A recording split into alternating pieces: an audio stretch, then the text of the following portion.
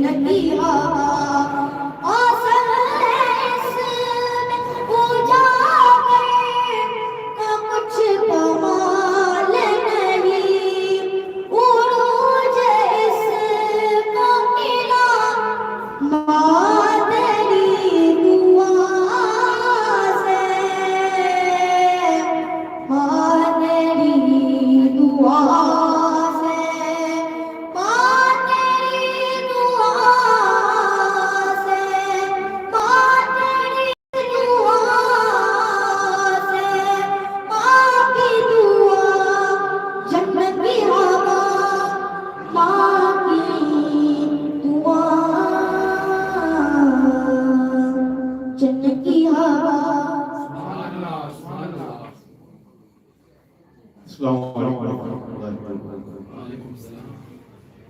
First and foremost, I'd like to apologize to the little things that took place in we don't make Allah forgive each and every one of us.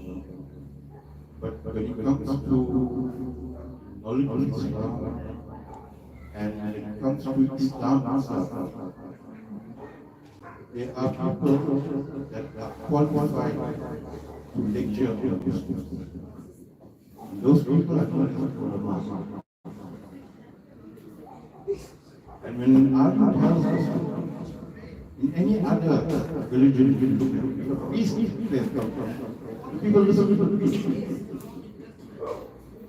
It is not a new thing. Now, Allah talk about that, people don't walk in our area, have to leave the area, have to go home to have a bath and guess how to come back. So it took me a little bit while. The program was just not.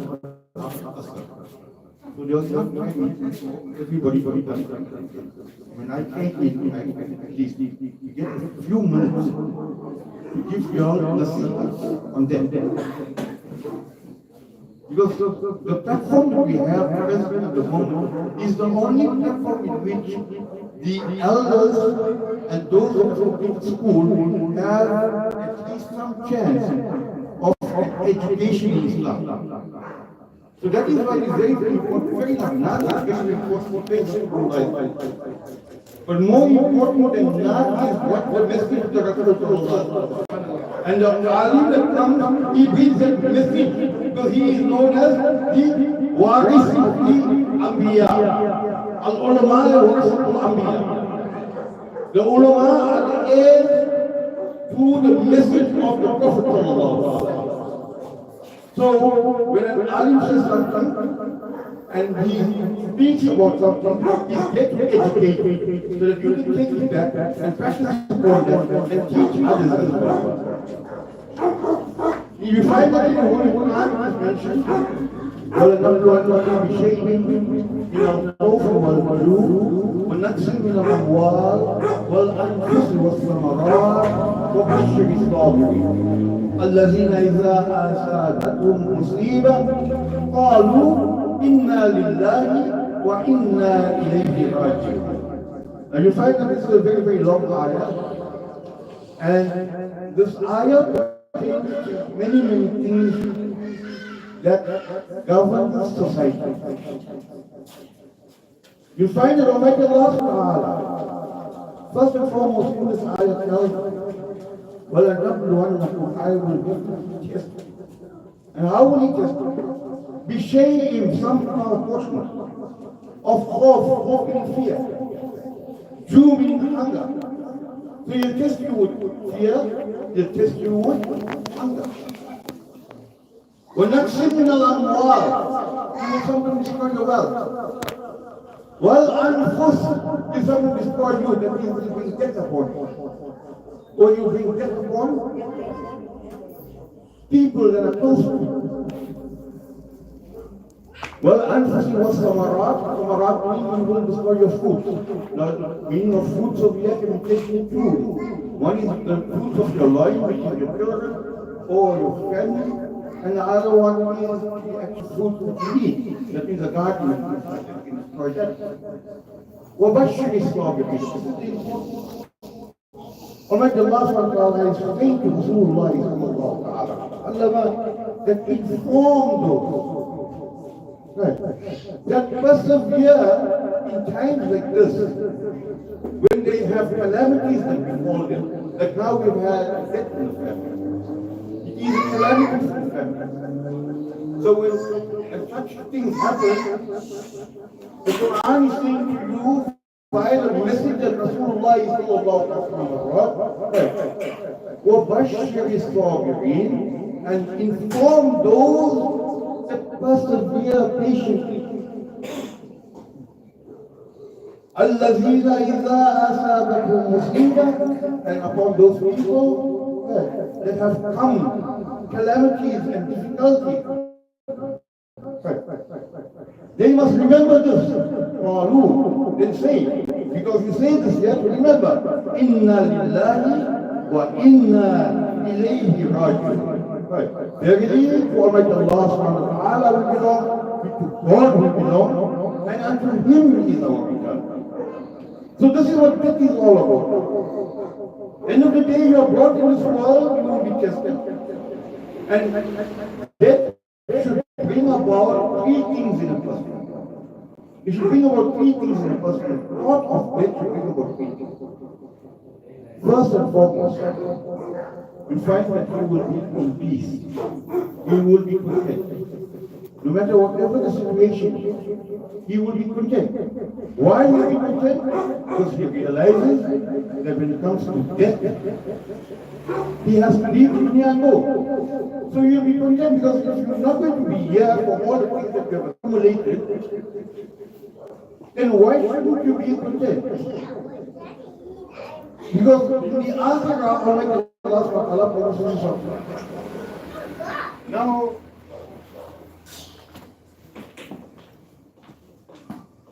when it comes to death itself,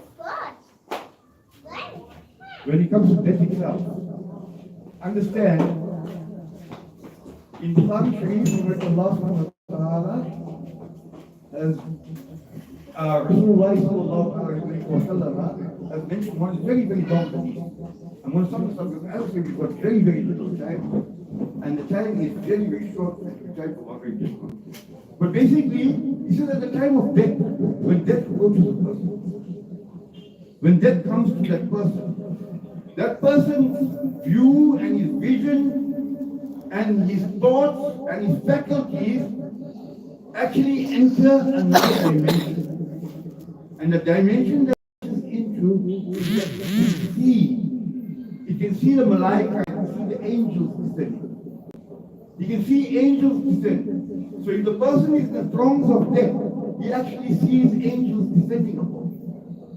And when he sees these angels descending upon him, Rasulullah sallallahu alaihi wasallam, the messenger of Allah subhanahu wa ta'ala, has stated that there are two groups of people. Those that are good people, those that have done good in this world, those that have made sufficient provision for the akhirah, those people, the angels or the malaika of rahmah, that means the angels of mercy, they descend upon them. They are handsome and beautiful. They do not create any conflict. They do not create any difficulty for the person. They make it peaceful for that person. It's very, very peaceful. They come and they sit around him. And they sit as far as his eye can see. He can see the angels of Rahmah.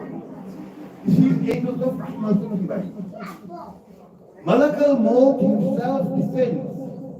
And he comes and sits on the right side of the person by his head.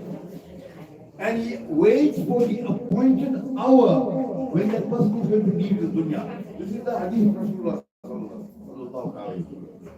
This is what this person is through the thrones of death, and he is waiting for that time to extract the ruh from that person.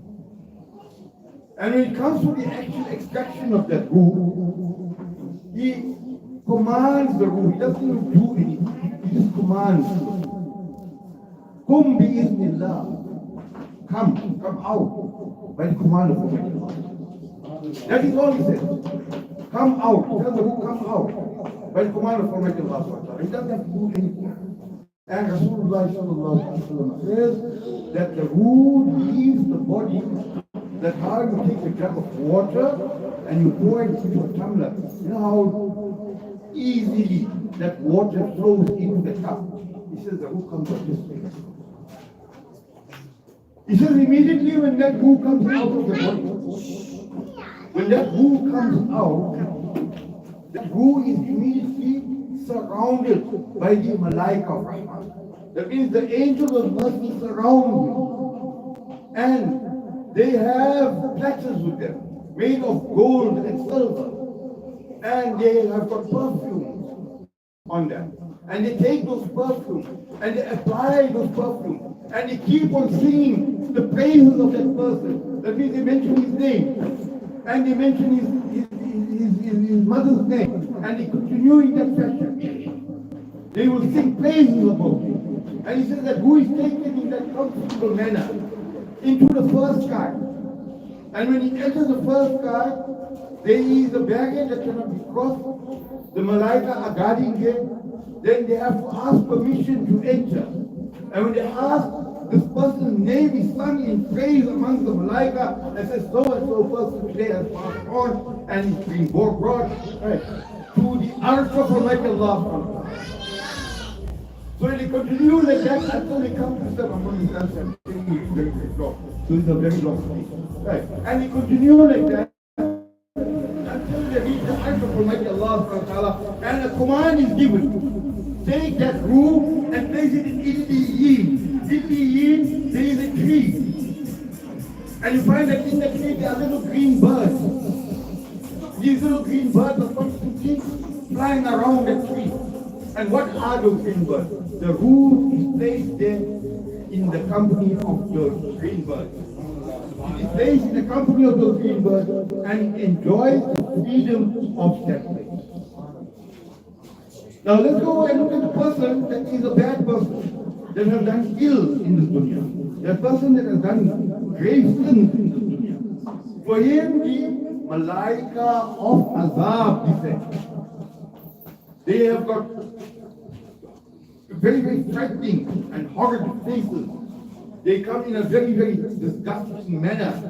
And they come in a very angry fashion. And they sit around this person. And they are waiting for the ruh to come out. And when that ruh comes out, that ruh is so afraid, it starts to hide in the body. It starts to run everywhere in the body. And Rasulullah sallallahu alayhi wa sallam says, Malak al-Maut reaches into that person, grabs that ruh. And when he grabs that ruh, he pulls that ruh, he pulls that ruh, and will take a silk scarf, downy or scarf, and you throw it onto a rose bush, and you pull it out, catch onto it, and take. That ruh is pulled out in that way. And when he's come out, the Malaika, the present, the Malaika of Azab, and the present around him, they insult him, and they keep on picking on him, and they jeer him, and they continuously make him feel uncomfortable. And when he is taken in that fashion to the Malaika of the first sky, the Malaika do not give permission for that. They do not give permission for that ruh to enter, and a command comes down. Take him and take him to Sijin. Now the Arabic word for Sijin means prison. But in actual fact, that is not a prison, that is an area. Sijin is an area in which those who that are not good people, that have sins, they are placed in Sijin.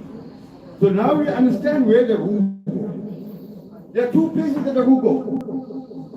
But that doesn't mean that the ruh doesn't know that we are seated here.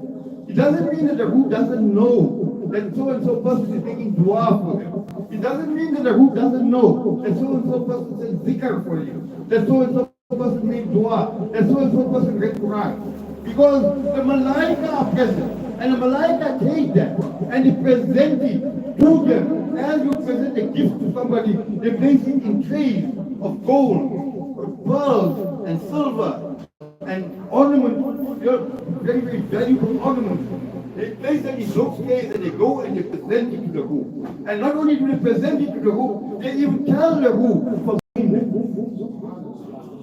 whom it has come. So if they say, your son today read 20 durood on Rasulullah sallallahu alaihi wasallam and he sent it as Isari Subah. Your sister has read Quran today and sent it. And all these things continuously reach the roof and makes the roof. Because that roof starts to feel comfort, starts to feel pleasure. You understand? He may be devoid of the body, but it doesn't mean that he is devoid of certain emotions like love, happiness. It experiences pain when there is azab. It experiences enjoyment when there is rahmah, that is blessed. So this is what the actual, as I said, hadith is very long. Right, there's a lot of other things that happen. Right. But what actually is the position of the book? After a little while, when they have been allocated their places, in that time, we basically said we make muscle of the body.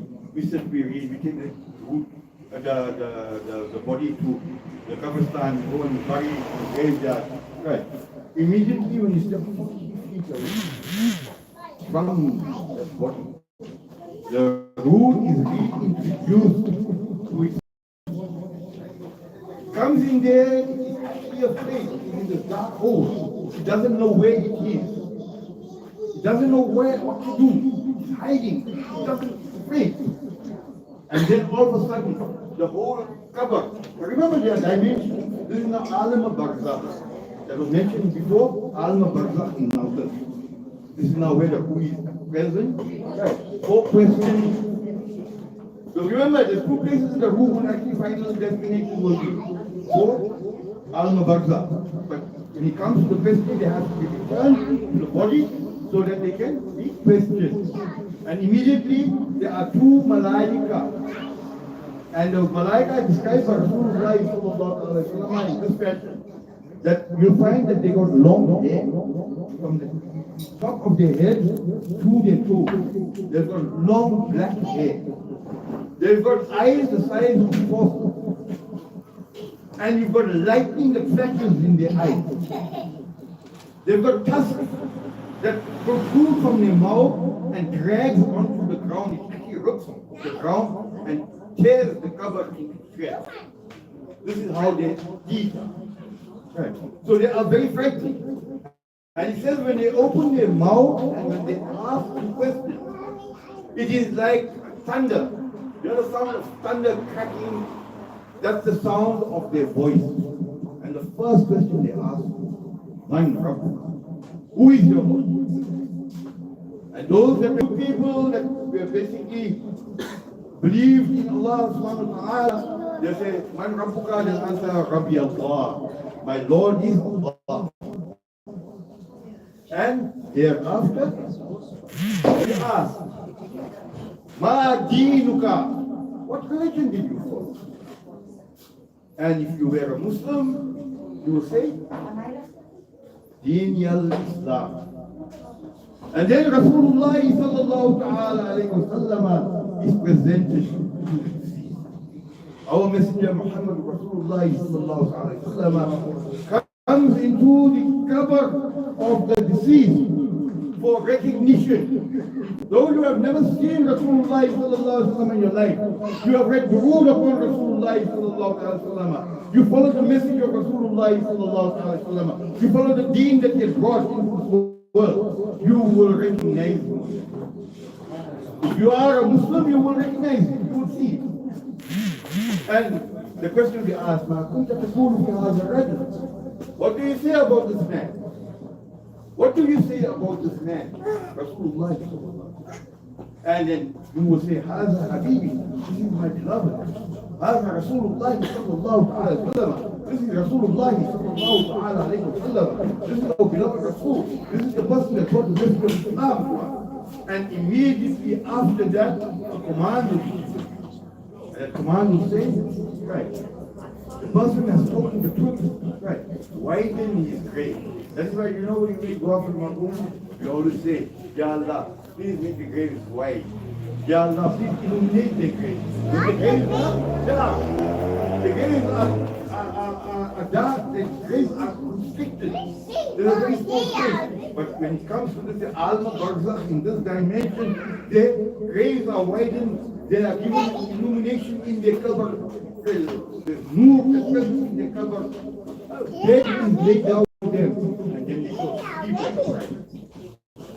Sleep like a bride. And then when they sleep, right, a door or a window from Jannah is open. And that window, cool, fragrant breezes of Jannah comes to you. Now I want to ask you something. I'm not trying to be sarcastic here, but I want to ask you. If you, my brother, are in that position, where you've got the fragrance of Jannah, you will see the gardens of Jannah, you will see everything in the cover. You have to go to your house. Understood? Now you understand why I said those things to what I said. Right. Because this is not my hadith. That this is what is being done in the cover for the Now you are in a state of Jannah. Will you leave Jannah from Jahannam? So that is I say when you make dua, it is present. It is present. There are times when Almighty Allah subhanahu wa ta'ala does give the soul a chance to visit. It's not to say that there isn't that chance. There is that chance to visit. That particular day is Friday. You know, we say Jum'ah. You know, after Maghrib on a Thursday, till before Maghrib on Friday, that is the visiting hours of our marhumeen in our houses. That is the time they will come. And they will come and they knock on the door. You may not hear them. That's the thing. That's not the first thing. They knock on your door. Right. And they're coming. What has my son today presented for me? What has my daughter read for me? What has my husband done for me? What has my wife done for me? Or my father, or my grandfather, or my uncle, or my auntie?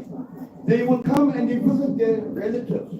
They will come and if they're turned away, we've got music and disco playing in your house at that time over there. They come, they sit, they cry, they look at the conditions, and they walk away. They walk away, they go to the next person's house in the family. And they go over there and there they see the families enjoying themselves, forget about the death. And they continue that until they go to a house where there's a zikr being done and someone is making dua for maghfirah. Then they are given that as a present and they take that to the family. Understand? Not only on those days, right? There are special days that Shab Barat, they come. Right? They come. Month of Ramadan, they come. So it's not like a rule is totally confined to these areas, but there are specific that they will come in. But remember, the rule is ultimately قَالُوا إِنَّا لِلَّهِ وَإِنَّا إِلَيْهِ رَاجِعُونَ. Verily we say to Muhammad, Allah, so the where, who does it, who belongs? It belongs to Allah. So where does it have to be? It has to be in the vicinity where Almighty Allah subhanahu wa ta'ala.